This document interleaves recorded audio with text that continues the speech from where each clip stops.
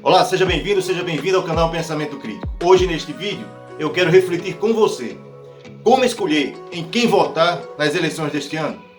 Antes de iniciarmos essa nossa conversa, gostaria de pedir a você que assistisse este vídeo até o final.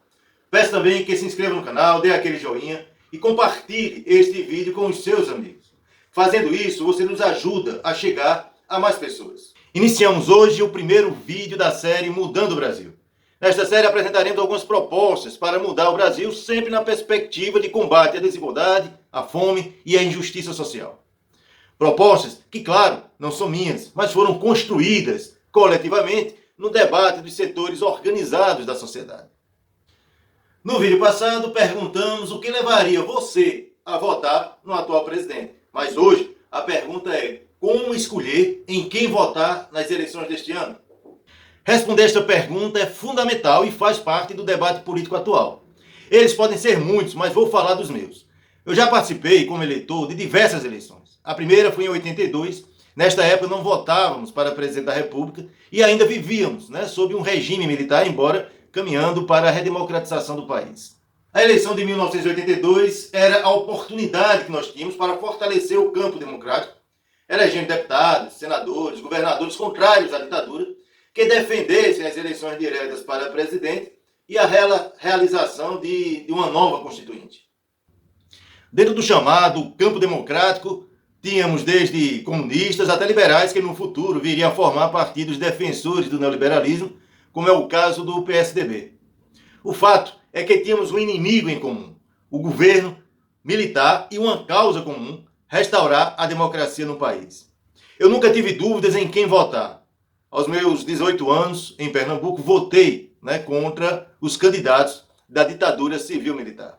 Eu poderia ter utilizado outros critérios, como critério ideológico, e ter votado no candidato do PT ao governo do Estado. Mas eu preferi apostar no voto político.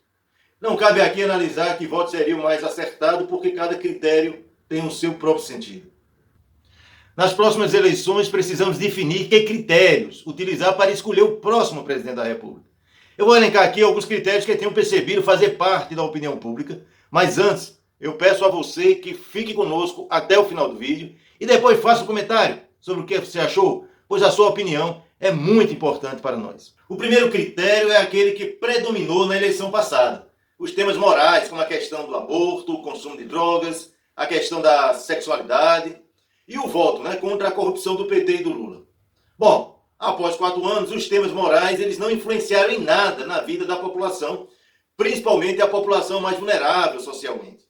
Mas a política econômica do governo elevou o preço dos alimentos, da energia, do combustível, do gás de cozinha e fez aumentar o desemprego e a desigualdade entre pobres e ricos. Quanto à honestidade ou não do ex-presidente Lula ou do PT, os tribunais superiores comprovaram a sua inocência e as arbitrariedades cometidas pelos procuradores da Lava Jato e pelo juiz Sérgio Moro. Se você pretende utilizar este critério, repense. Não cometa o mesmo erro de 4 anos atrás. Um outro critério seria de uma eleição plebiscitária, ou seja, se a população aprova ou não o atual presidente. Você acha que o país está melhor do que 4 anos atrás? O presidente ele foi competente em relação ao combate da pandemia da Covid-19? A sua vida melhorou? Acabou a corrupção? Refletir sobre estas questões é uma boa forma de você se decidir.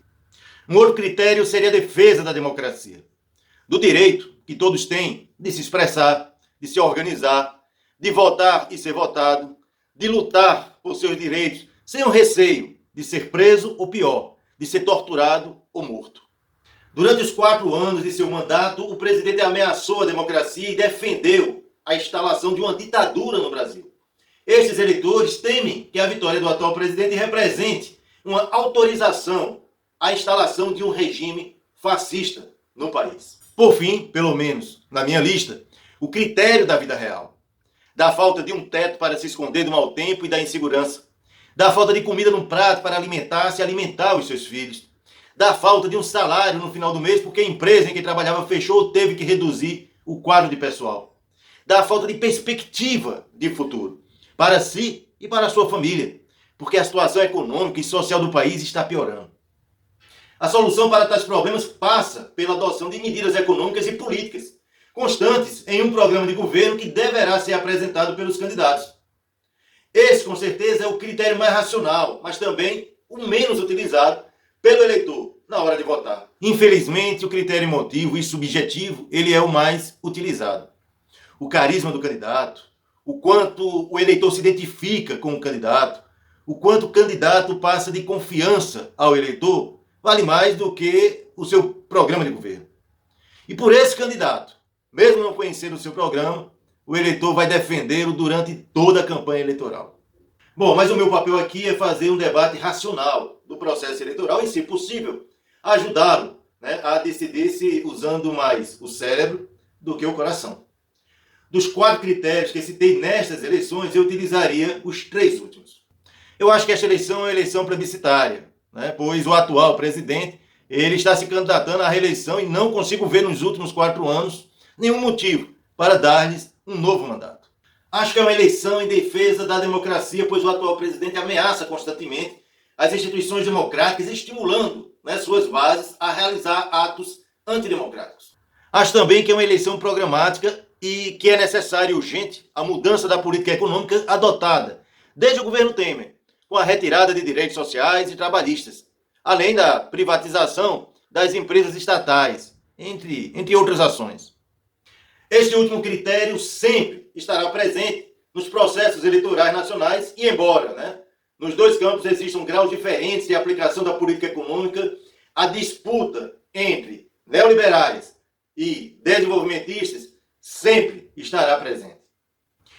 Sobre o neoliberalismo, o canal produziu ano passado uma série de vídeos analisando o seu surgimento e o que caracteriza a sua existência. Sendo assim, não pretendo me repetir e procurarei fazer realmente um debate programático. Ao final deste vídeo, eu deixarei os 2 primeiros vídeos da série sobre neoliberalismo na tela. Você pode assisti-lo bastando dar um clique sobre ele. Façamos agora um resumo dos nomes que estão se apresentando para a disputa eleitoral e em que campo eles devem se posicionar. Sérgio Moro, ex-juiz que promoveu a perseguição política ao ex-presidente Lula e que o levou à prisão. Ex-ministro da Justiça do atual presidente e ex-candidato a presidente pelo Podemos. Atualmente quer ser candidato a presidente pelo União Brasil. Luciano Bivar, presidente do União Brasil, partido que surgiu da união de 2 partidos de direita, o DEM, que apoiou a ditadura civil-militar, e o PSL, partido ao qual Bolsonaro elegeu-se em 2018. Luciano Bivar é pré-candidato a presidente da República e dificilmente abrirá mão para apoiar Sérgio Moro. João Dória, governador de São Paulo, Eduardo Leite, governador do Rio Grande do Sul, ambos do PSDB, e Simone Tebet, do PMDB, estão em negociação com a União Brasil. Talvez dos 5 nomes apenas um seja candidato. Apresentam-se ainda como candidatos neoliberais André Janone pelo Avante, Felipe Dávila pelo Novo e Emael pelo Democrata Cristão.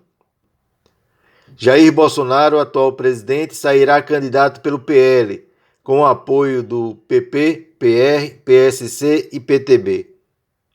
Deste campo dos neoliberais é o que tem mais chance de ir ao segundo turno. No campo mais à esquerda, que tratarei como desenvolvimentista, estão Leonardo Pérez, candidato pela Unidade Popular Socialista, UP, Vera Lúcia, pelo PSTU, e Sofia Manzano, pelo Partido Comunista Brasileiro, PCB. Há ainda uma possibilidade de unificação destas candidaturas. Temos ainda Ciro Gomes, ex-governador do Ceará e candidato pelo PDT, e o ex-presidente Lula, candidato pelo PT com o apoio do PCdoB, PSB, PV, PSOL, Rede e Solidariedade. Atualmente lidera as pesquisas e deve polarizar a disputa eleitoral com o atual presidente. Os 2 candidatos se colocam em posições opostas na luta política. Bolsonaro representando o campo neoliberal e Lula o campo desenvolvimentista. Resumidamente, podemos diferenciar as duas visões políticas da seguinte forma: um governo neoliberal é um governo que defende a privatização das empresas estatais, enfraquecendo o Estado enquanto promotor do desenvolvimento do país, defende a redução dos investimentos nas áreas sociais, como educação, saúde, transporte, saneamento, habitação, geração de emprego e renda, transferindo estes recursos para pagamento de títulos públicos e para o sistema financeiro. Um governo que defende a privatização do sistema previdenciário, alegando que a previdência pública é deficitária. Um governo neoliberal promove a concentração de renda, taxando os trabalhadores e a classe média, através da implantação de uma tabela de imposto de renda injusta e taxando o consumo ao invés do patrimônio e da renda. Um governo neoliberal utiliza dinheiro público para subsidiar o agronegócio, mas retira recursos da agricultura familiar e, no caso do atual governo, comete a insanidade de acabar com os estoques reguladores de alimentos, que garantiam a estabilidade dos preços dos alimentos da cesta básica para beneficiar o agronegócio. Um governo neoliberal é aquele que defende a retirada de direitos dos trabalhadores e a desregulamentação da legislação ambiental ou de circulação de capitais, com o objetivo de acumular mais capital na mão dos grandes capitalistas e, para isso, extingue os órgãos fiscalizadores ou simplesmente os inviabiliza através de cortes de recursos, como fez com o IBAMA e com o INCRA. Enfim, a política neoliberal promove a concentração de renda na mão dos grandes capitalistas enquanto aumenta as desigualdades sociais, aumenta a fome, o desemprego, a violência, ataca as organizações sindicais e populares e enfraquece o Estado, que ainda é o espaço político que os trabalhadores podem e devem buscar na luta por seus direitos. No outro campo do jogo estão as candidaturas e partidos que são contra o neoliberalismo e apostam em um governo que promova o desenvolvimento da economia, estimulando o aparecimento de novas empresas, como foi o programa Minha Casa Minha Vida, que além de beneficiar milhões de brasileiros, gerou milhões de empregos com a abertura de milhares de pequenas construtoras em todo o país. Um governo que distribua a renda direta, como foi a implantação de programas como o Bolsa Família, que resultou na melhoria da renda de mais de 40 milhões de brasileiros, como também aqueceu o comércio local, principalmente em pequenas cidades. Um governo que melhore a vida dos mais pobres, oferecendo-lhes oportunidades que antes só eram oferecidas aos filhos da classe média, como o acesso à universidade, a espaços culturais e artísticos, a aquisição de bens de consumo e de bens duráveis e a utilização de espaços antes indisponíveis, como o direito de viajar de avião. Um governo que apoia suas estatais e, através delas, incentiva o desenvolvimento do país. Foi assim com a Petrobras, que durante o governo do ex-presidente Lula, com a descoberta do pré-sal, tornou o país autossustentável em produção de petróleo e que, se não fosse o retrocesso político havido no Brasil nos últimos anos, não estaríamos com a gasolina custando quase R$ 8,00 e um botijão de gás não estaria custando em alguns estados R$ 150. São os bancos públicos que financiam o desenvolvimento do país. A Caixa Econômica Federal é responsável por financiar os programas de moradia. O Banco do Brasil está espalhado em todas as cidades do país, com diversas linhas de crédito, mas tem como principal objetivo o incentivo à produção rural. O BNDES e o BNB financiam programas de desenvolvimento de empresas urbanas, tendo o BNB implantado o maior programa de incentivo a microempresas do país. Todos estes financiamentos são realizados com juros abaixo dos praticados pelos bancos privados.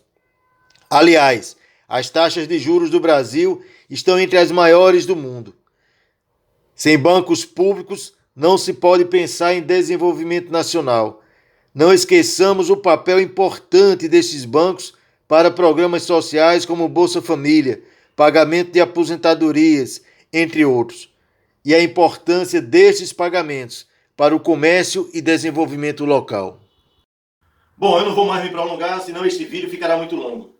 Pretendo nos próximos vídeos tratar destes temas de forma mais aprofundada, mas agora o que precisamos compreender é que muito além das questões morais e comportamentais, os interesses econômicos é que prevalecerão. É importante entender qual dos dois lados você quer que o país siga. O lado que produzirá mais distribuição de riqueza e justiça social, ou o lado que produzirá mais fome, mais pobreza e maior concentração de renda. Escolher o melhor candidato a presidente não é suficiente para mudar o país. Precisamos escolher deputados, senadores, governadores de partidos políticos comprometidos com este projeto desenvolvimentista. Ou o presidente eleito não terá apoio parlamentar para a implantação do seu programa. Como disse, aparecerá aqui 2 vídeos sobre neoliberalismo. Para você entender melhor sobre ele, recomendo que você assista. Bom, eu vou ficando por aqui, espero que você tenha gostado do vídeo. Se você gostou desse vídeo, dê um like, ative o sininho, compartilhe com os seus amigos. E se você quiser nos dar apoio e assistir outros vídeos do canal, inscreva-se. Um grande abraço e até o próximo sábado.